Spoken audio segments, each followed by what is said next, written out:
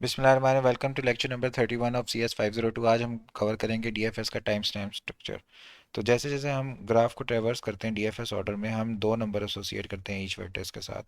जब हम किसी वर्टेक्स को पहली बार विजिट करेंगे तो हम उसको बोलेंगे कि ये डी यू है, स्टार्ट काउंटर है डी यू, यानी उसका स्टार्टिंग टाइम है जब हम उनको पहली बार विजिट कर रहे हैं।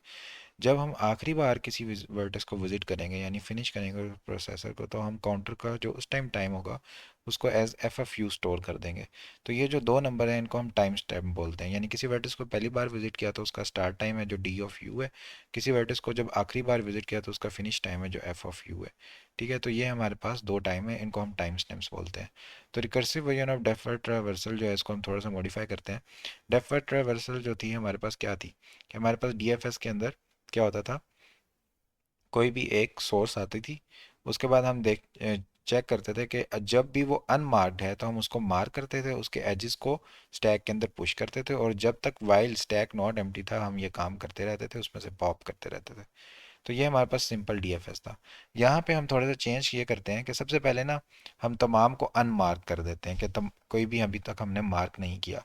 तो उसके लिए हम क्या करते हैं कि जितने भी हमारे पास एजेस हैं यू, उनको हम सबको वाइट कलर मार्क कर देते हैं, और सबका जो प्रीडिसेसर है जो उनका पेरेंट है उसको हम कर देते हैं नील, और एक ग्लोबल टाइम रख लेते हैं ज़ीरो के, अभी ज़ीरो टाइम हुआ है। ठीक है, उसके बाद हम क्या करते हैं कि for each U of V do if colour is equal to white, यानी अगर तो वो अनमार्क्ड है, ये वाली बात है कि अगर वो अनमार्क्ड है तो आप D F S visit you call कर दो। अगर वो अनमार्क्ड नहीं है तो आप ये चीज़ स्किप कर दो, अगले फॉर लूप में अगली आइट्रेशन पे जाओ। ठीक है, उसके बाद जब डीएफएस विजिट में आओ तो आपने क्या करना है, अभी तक आपका टाइम जीरो चल रहा है। ठीक है, ग्लोबल वेरिएबल अभी आपका जीरो पे सेट है। अब आप क्या करो, कलर ऑफ यू वाइट था उसको अब आप ग्रे कर दो, यानी उसको आप मार्क कर दो एज ए विजिटेड। अब आपने क्या करना है, डी ऑफ यू यानी डी का जो स्टार्टिंग टाइम है वो अभी वाला टाइम जो है वो ऐड कर दो, प्लस प्लस टाइम करके, यानी टाइम में एक इंक्रीज करके इसके स्टार्टिंग टाइम में लगा दो। अब for each V and adjacency of U, यानी जो हम पहले लेते थे ना for each U of U V, यानी जो एज लेते थे, अब हम क्या करें, एडजेसेंसी लिस्ट में यू की जो भी एंट्रीज हैं उनके उनकी वैल्यूज हम ले रहे हैं, यानी जिन जो जो उसके एजेस से वर्टिसेस जा रहे हैं वो तमाम वर्टिसेस ले रहे हैं, और चेक करें क्या वो अनमार्क्ड हैं। अगर तो वो अनमार्क्ड हैं तो उनका प्रीडिसेसर यू सेट कर देते हैं, यानी predecessor of V is equal to U, और D F S visit V उस पर कॉल कर देते हैं। फिर उसको ग्रे मार्क करते हैं। अगर वो ग्रे मार्क हो गया उसके बाद उसका टाइम स्टैंप लगाते हैं, फिर उसके आगे फर्दर चेक करते हैं, यानी यू से हम वी पे जा रहे हैं, फिर आगे वी से अगले उस पे जा रहे हैं, फिर अगले उस पे जा रहे हैं। जब ये सारा कुछ हो के हम वापस यू पे आ जाते हैं, जब ये कंप्लीट ट्रेवर्सल हो जाती है इसकी, तो हम यू को ब्लैक मार्क कर देते हैं, और यू का फिनिश टाइम जो भी उस टाइम टाइम बना होता है वो हम उसके फिनिश टाइम में ऐड कर देते हैं। तो ये हम अभी फिगर से देखें तो हमें ज़्यादा अच्छे से समझ आएगी। तो फिगर हमारे पास जो है 8.21 से लेके 8.25 तक, यानी पांच फिगर्स हैं जो ये execution of the time stamping algorithm को हम देखते हैं। टाइम की जो टर्म्स हैं वो किस तरह होंगी, 2/5, जहाँ पे हमारे पास जो स्लैश से पहले वाला नंबर होगा वो तब का होगा जब हमने वर्टिस को ग्रे मार्क किया, यानी उसको पहली बार हमने विजिट किया है। और जो नंबर स्लैश के बाद वाला होगा कि जब वर्टिस को हमने ब्लैक मार्क किया और आखिरी बार जब हम उसको विजिट कर रहे हैं। तो ये हमारे पास एक ग्राफ है। ठीक है, इसके अंदर हम टाइम स्टैम्पिंग करके देखते हैं। अगर हमारे पास सोर्स नोड है ए, हम यहाँ से स्टार्ट कर रहे हैं, तो हम इधर से देखते हैं। सबसे पहले हमने ए को चेक किया। अब सबसे पहले हम क्या करते हैं, ये तमाम हमारे पास जो वर्टिसेस होते हैं ना उनको वाइट मार्क कर देते हैं। ठीक है, तो इसके लिए हम क्या करते हैं, सबके साथ डब्ल्यू लिख देते हैं, ये याद रखने के लिए कि फ़िलहाल सब वाइट मार्क हुए हुए हैं। ओके, अच्छा, और सबका जो प्रीडिसेसर है वो हमने नील रख दिया। अब हम क्या करते हैं, हमारे पास सोर्स में पास हुआ ए को हमने डीएफएस विजिट में भेजा। अब इसको हम मार्क कर देंगे ग्रे, ए हमारा ग्रे मार्क हो गया, और इसका जो टाइम डी ऑफ यू है उसके अंदर हम लगा देंगे 1। तो ये हमारे पास इसका पहला स्टार्टिंग टाइम हो गया। अब हम जाएंगे for each V and adjacency of U, यानी ए की जो एडजेसेंसी लिस्ट है उसमें जाएंगे। ए की एडजेसेंसी लिस्ट जो है उसके अंदर हमारे पास बी है, उसके अंदर हमारे पास सी है, उसके अंदर हमारे पास एफ है। ये तीन जो हमारे पास एजेस हैं ये ए से बाहर निकल रहे हैं। ठीक है, तो बारी बारी हम इनको ट्रेवर्स करेंगे। ठीक है, तो इसके लिए हम क्या करते हैं कि सबसे पहले हम जाते हैं बी पर। ठीक है, अब बी को जब हमने डीएफएस विजिट में भेजा तो बी हमारा ग्रे मार्क हो गया, और इसके ऊपर अब प्लस प्लस टाइम, टाइम अब 1 हो चुका है, अब प्लस प्लस टाइम करके 2 हो जाएगा और यहाँ पर इसका स्टार्टिंग टाइम आ जाएगा। अब हम बी से आगे ट्रेवर्स करेंगे, बी की एडजेसेंसी लिस्ट में जाएंगे, वहाँ पे देखेंगे बी की एडजेसेंसी लिस्ट में हमारे पास सी पड़ा हुआ है। अब हम सी पर जाएंगे, सी को ग्रे मार्क करेंगे और सी के ऊपर टाइम लग जाएगा 3। अब हम जाएंगे सी की एडजेसेंसी लिस्ट में, सी के एडजेसेंसी लिस्ट में कुछ भी नहीं है, सी से एज कहीं भी बाहर नहीं जा रहा। तो अब हम क्या करेंगे, सी से वापस जो पिछली हमारी रिकर्सिव कॉल थी बी, उसका फर्दर एज देखेंगे कोई है तो नहीं है। तो अब उसका फर्दर कोई एज नहीं है, तो सी से वापस जाते हुए हम यहाँ पर 4 मार्क कर देंगे, क्योंकि सी के आगे फर्दर कोई नहीं है, सी को ब्लैक मार्क कर दिया। वापस बी का भी कोई नहीं है, बी का यहाँ पे हमने 5 मार्क कर दिया।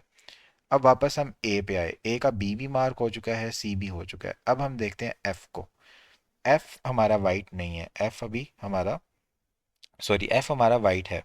तो अब हम एफ को डीएफएस विजिट में भेजेंगे, इसको हम ग्रे मार्क करेंगे और अभी जो हमारा टाइम है वो इसमें लगा देंगे। अब यहाँ पे 5 लग चुका है तो यहाँ पे 6 इसका स्टार्टेड टाइम लग जाएगा। अब हम जाएंगे एफ की एडजेसेंसी लिस्ट में, एफ की जो एडजेसेंसी लिस्ट है उसके अंदर हमारे पास जी की तरफ एक एज आ रहा है।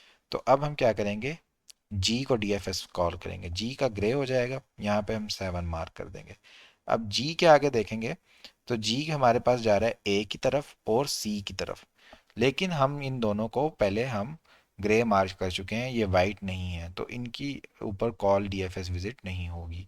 जी से वापस आएंगे, यहाँ पर 8 आ जाएगा, यहाँ पर 9 आएगा और ए के आगे फर्दर अब कोई नहीं बचा, तो यहाँ पर हमारे पास आ जाएगा 10। तो ये हमारे पास इतनी ट्रेवर्सल हो चुकी।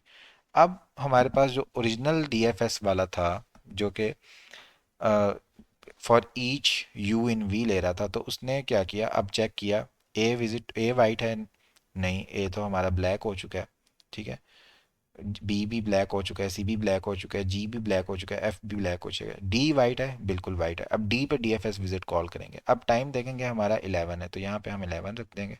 अब डी के आगे एडजेसेंसी लिस्ट में जाओ, देखो उसके एडजेसेंसी लिस्ट में ई है, अब ई पे चले जाओ, ई डी हमारा ग्रे मार्क हो गया, ई पे आएगा, ई ग्रे मार्क हुआ, यहाँ पे 12 आया, ठीक है। अब ई के आगे देखो, ई के आगे एफ है, क्या एफ वाइट है, नहीं है, ओके। ई के आगे कोई और है एफ के अलावा, नहीं है, ओके। ई को ब्लैक मार्क करो और अब ब्लैक मार्क करके इसके अंदर लगा दो 13। अब वापस और डी पे, डी के आगे कोई और है, ई ट्रेवर्स हो चुका है, ए भी हो चुका है, डी को भी अब ब्लैक मार्क करो, इसका भी कुछ नहीं बचा और यहाँ पे लगा दो 14। तो इस तरह से हमारा टाइम स्टैम्पिंग का एल्गोरिदम एल्गोरिदम जो है वो चलता है। यहाँ पर यही एक्सप्लेन किया गया। तो हमारे पास जो रिजल्टेंट ग्राफ बनेगा वो इस तरह बनेगा कि हमारे पास 1, जो यहाँ पर है 1, यह है 2, यह है 3, 4, 5, 6, 7, 8, 9, 10, 11, 12, 13, 14, इसी तरह हमने ये सारा ट्रेवर्स किया, अभी एक्सप्लेन किया। तो डीएफएस स्ट्रक्चर जो है ये हमारे पास एक कलेक्शन ऑफ ट्रीज या फॉरेस्ट बन चुका है एक स्ट्रक्चर ऑफ ग्राफ में। ये एक रिकर्जन ट्री की तरह ही है, जो हम रिकर्जन में चलते जाते हैं, जैसे डीएफएस में रिकर्जन होती है, जहाँ पे एज यू वी जो है ये तब आता है जब हम प्रोसेस कर रहे होते हैं वर्टेक्स यू को और हम डीएफएस विजिट वी कॉल करते हैं फॉर सम नंबर वी, जहाँ पे वी वाइट के इक्वल होता है। जो डायरेक्टेड ग्राफ्स हैं उनके अंदर जो एजेस हैं जो ट्री का पार्ट नहीं है, जैसे ये डॉटेड है, ये क्यों नहीं है, क्योंकि जब हमने इनको विजिट करने की कोशिश की तो हम, ये वाइट के इक्वल नहीं थे, ये पहले ग्रे या ब्लैक हो चुके थे, तो हमने इन एजेस को यूज़ ही नहीं किया। तो ये जो एजेस होते हैं इनको हम क्लासिफाई करते हैं कुछ टाइप्स में। एक होता है back edge, back edge U V तब होता है, यानी यू वी बैक एज तब होगा जब वी इंसेस्टर होगा यू का इन द ट्री। इंसेस्टर कब होगा ये अब हम देखते हैं। फॉरवर्ड एज तब होगा जब where V is the proper descendant of U, जब वी डिसेंडेंट होगा तो ये फॉरवर्ड एज होगा, जब वी इंसेस्टर होगा तो ये बैक एज होगा। क्रॉस एज तब होगा जब ना वो इंसेस्टर है ना descendant of another, in fact the edge में go between different trees of the forest, फिर ये डिफरेंट ट्रीज में जा रहा होगा। अब इंसेस्टर कब है डिसेंडेंट कब है ये रिलेशन हम देखते हैं। ये इन्फर किया जा सकता है पेरेंथेसिस लीमा से। पेरेंथेसिस लीमा क्या कहता है कि U is descendant of V if D of U F of U, यानी जो डी का स्टार्टिंग टाइम है और डी का फिनिश टाइम है वो सबसेट है स्टार्टिंग टाइम और फिनिश टाइम ऑफ वी के, यानी वो वी के फिनिश और स्टार्टिंग टाइम के बीच में आ रहा है, ठीक है। यानी इसको ये देखते हैं कि जैसे हमारे पास बी है, इसका जो स्टार्टिंग टाइम है और फिनिश टाइम है ये ए वाले स्टार्टिंग और फिनिश टाइम के बीच में आ रहा है, तो इसका मतलब ए जो है वो डिसेंडेंट है, सॉरी बी जो है वो डिसेंडेंट है ए का। इस तरह एफ है, उसका स्टार्ट टाइम और फिनिश टाइम ए के स्टार्ट और फिनिश के बीच में आ रहा है, तो एफ जो है ये डिसेंडेंट है ए का। इसी तरह हमारे पास जो एंसेस्टर होता है वो तब होता है जब हमारे पास जो उसका स्टार्टिंग और फिनिश टाइम सुपर सेट होता है starting finish time of B का, यानी जो ए है हमारा, ये इसका जो स्टार्टिंग और फिनिश टाइम है ये सुपर सेट है बी के स्टार्टिंग और फिनिश टाइम के, तो ए हमारा एंसेस्टर है। डिसजॉइंट तब होते हैं जैसे जब ए का जो स्टार्टिंग और फिनिश टाइम है वो बिल्कुल डिफरेंट है ई के स्टार्टिंग और फिनिश टाइम से, तो ये बेसिकली हमारे पास डिफरेंट है बिल्कुल, और ये डिसजॉइंट है, तो इनको हम बोलते हैं कि ये क्रॉस एज आपस में बना रहे होते हैं। तो हमारे पास जो विड्थ ऑफ द ट्रायंगल है ये इक्वल है to the time vertex were discover till the time vertex were completely process, यानी यहाँ डिस्कवर हुआ था यहाँ प्रोसेस हुआ, तो यहाँ तक ये हमारे पास ओपनिंग पेरेंथेसिस है at the start of the rectangle and closing parenthesis at the end, जहाँ पे वो ब्लैक हमने मार्क किया, यहाँ वो ग्रे मार्क हुआ, ठीक है, और यहाँ पे आके वो ब्लैक मार्क हो गया। तो ये हमारे पास स्टार्टिंग और एंड टाइम था। तो rectangle parenthesis for the vertex B is completely enclosed, जो बी की पेरेंथेसिस हैं वो इंक्लोज हैं ए की पेरेंथेसिस के अंदर, और जो सी की हैं वो कहाँ पर हैं, सी की, ये जो सी की हैं ये बिल्कुल इनक्लोज हैं बी वाली के अंदर, ठीक है। तो हमारे पास जो बी है वो डिसेंडेंट है ए का, जो सी है वो डिसेंडेंट है बी का।